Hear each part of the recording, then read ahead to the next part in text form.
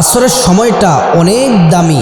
এই আসরের সময় আল্লাহ তাআলা দোয়া কবুল করে থাকেন। আর আসরের নামাজকে আল্লাহ তাআলা গুরুত্ব আলাদাভাবে দিয়েছেন।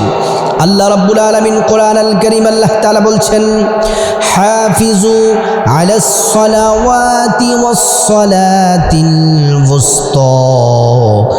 আল্লাহ রাব্বুল আলামিন বললেন, প্রত্যেকটা নামাজের ব্যাপারে তোমরা যত্নশীল হও এবং তোমরা বিশেষ করে আসরের সময় আসরের নামাজটাকে গুরুত্ব দাও।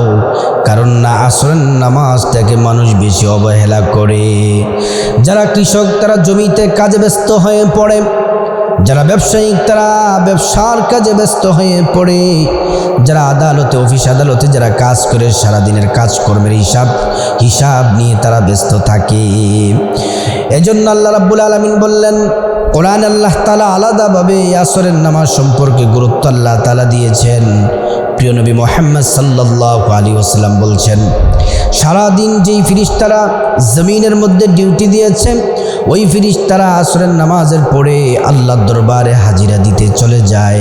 ওই ফেরেশতারা চলে যায় আর গিয়ে জিজ্ঞেস করে, ইয়া রাব্বাল আলামিন, আল্লাহ তাআলা জিজ্ঞেস করেন, ফেরেশতারা তোমরা যে পৃথিবীর মধ্যে ছিলা, ডিউটি পালন করেছিলা, ওই সময়কার আমার বান্দা বান্দীদেরকে তোমরা কি অবস্থায় দেখে এসেছো? এবার ফেরেশতারা বলবে, আল্লাহ তোমার বান্দা বান্দীদেরকে নামাজের সিজদারত অবস্থায় দেখে এসেছি। আল্লাহ রাব্বুল আলামিন বললেন, তোমরা সাক্ষী থাকো, আমার ওই সকল বান্দা বান্দীদের জীবনের সমস্ত গুনাহগুলা মাফ করে দিলাম। সুবহানাল্লাহ, আল্লাহ জীবনের সমস্ত গুনাহগুলো আল্লাহ তাআলা মাফ করে দিবেন। আর ফজরের নামাজ যারা জামাতের সাথে পড়বে, মা বোনেরা যারা যথা সময়ে বাসার মধ্যে পড়বে ফজরের নামাজ, সারা রাত ডিউটিরত ফেরেশতারা যখন ফজরের পরে যখন চলে যায়, আল্লাহ জিজ্ঞেস করেন বান্দা বান্দিরা কি অবস্থায় আছে? তারা বলে, আল্লাহ নামাজরত অবস্থায় দেখে এসেছি। আল্লাহ বললেন, তোমরা সাক্ষী থাকো, তাদের গুনাহগুলো আমি আল্লাহ মাফ করে দিলাম। সুবহানাল্লাহি ওয়া বিহামদিহি। এজন্য আসরের নামাজটাকে আপনি গুরুত্ব দিতে হবে, কারণ আসরের নামাজ যদি আপনি পড়েন আল্লাহ তাআলা রাজি এবং খুশি হয়ে যান।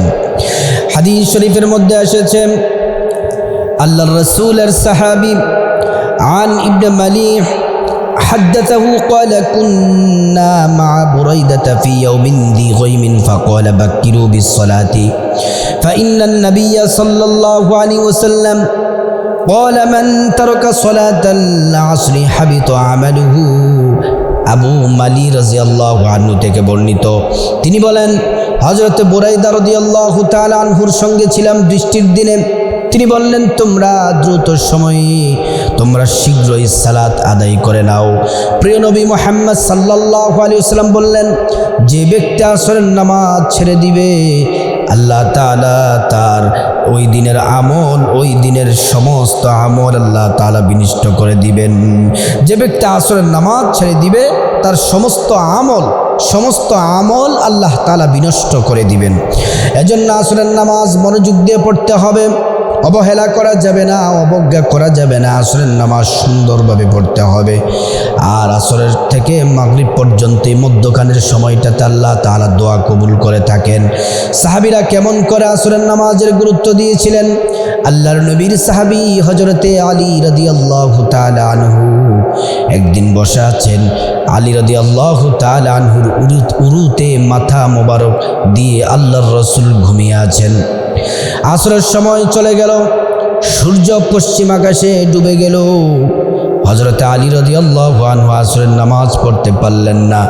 একদিকে নবীজি শুয়ে আছে, নবীজিকে কষ্ট দিলেন না।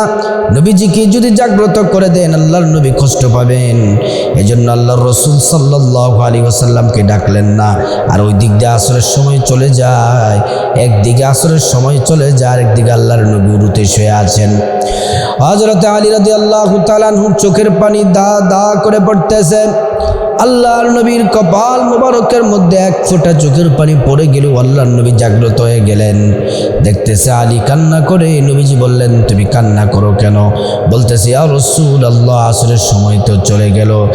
আল্লাহ তাআলার কাছে নবীজি হাত তুললেন, হাত তুলে বললেন, ওগো আল্লাহ, আপনার হাবিব, আপনার বন্ধু আলীর উরুতে মাথা রেখে ঘুমাচ্ছিল। আলীর নামাজ, আসরের নামাজ মিস হয়ে গেছে। আপনি আলীকে নামাজ পড়ার ব্যবস্থা করে দেন। ডুবন্ত সূর্য আল্লাহর হুকুমে আবার উঠে গেল। হযরত আলী রাদিয়াল্লাহু তাআলা আনহু যখন আসরের নামাজ পড়লেন, নামাজ শেষ করার সাথে সাথে ওই সূর্য আবার ডুবে গেল। এজন্য আসরের নামাজটা আপনারা মনোযোগ দিয়ে পড়তে হবে, যথা সময়ে পড়তে হবে। আসরের পর থেকে মাগরিব পর্যন্ত দোয়া কবুলের সময়, বিশেষ করে জুমার দিন আসরের পর থেকে মাগরিব পর্যন্ত দোয়া কবুলের সময়। জুমার দিন আসরের পরে একটি দুরুদ আছে, ওই দুরুদটি যদি 80 বার পাঠ করতে পারেন, রব্বুল আলামিন 80 বছরের গুনাহ আল্লাহ তাআলা মাফ করে দিবেন। দুরুদটি হলো আল্লাহুম্মা সাল্লি আলা মুহাম্মাদিন নবিয়্যিল উম্মি ওয়া আলা আলিহি ওয়া সাল্লিম তাসলিমা। এই দুরুদটি যদি 80 বার পাঠ করেন, আল্লাহ রাব্বুল আলামিন 80 বছরের গুনাহগুলা মাফ করে দিবেন। শুধু তাই নয়, এই সময় যদি আপনারা হাত তুলে যদি দোয়া করেন, ধন সম্পদ রিজিক চান, সম্মান চান, গুনাহ মাফ চান, দুনিয়া আখিরাতের কল্যাণ চান, আল্লাহ সব দিবেন। কারণ ওই সময় আল্লাহ তাআলা দোয়া কবুল করে থাকেন।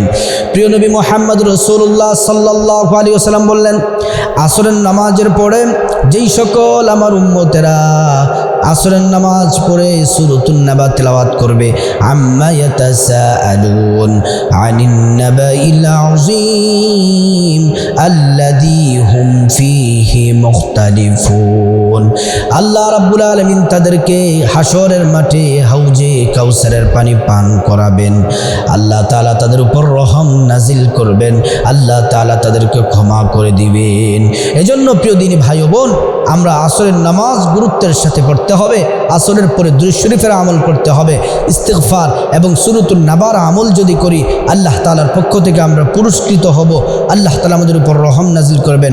আল্লাহ পাক আসরের নামাজ আমরা যেন যথাসময়ে পড়তে পারি এবং আসরের নামাজের পরে আমরা যেন দুরূদ শরীফ এবং সূরাতুন নাবার আমল যেন করতে পারি। আল্লাহ তাআলা সেই তৌফিক আমাদের সবাইকে দান করুন।